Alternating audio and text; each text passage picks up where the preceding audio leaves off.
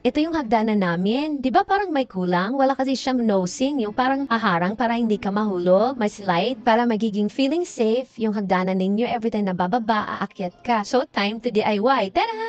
O 'di ba okay na siya? Hindi ka na matatakot bumaba o umakyat. Guys, ngayon sa panahon ngayon, kayang-kaya mo nang pagandahin yung bahay ninyo na kayo lang ang gumagawa, nagdi-DIY. Kasi everything mabibili sa internet. Katulad niyan, o binili lang namin sa internet yung nosing at mura lang yung noon kasi 'di ba? Kukuha pa tayo ng karpentero or mag-i-install niyan, ang mahal. This time, kayang-kaya natin yung gawin. Yun nga pala binili namin sa internet. Tiningnan muna namin kung bagay ba yung kulay sa hagdanan namin. Ibagay naman siya eh. So first, isukat muna tayo. Sukatan mo na para walang masasayang. And then gupit. Gunting lang ang kailangan para magupit mo siya, maputol siya. Tapos nun is, ang gagamitin mong pantikit ay liquid nail. Para hindi talaga siya matatanggal, liquid nail gamitin. So from this, nakatakot umakyat, bumaba, magiging, tada!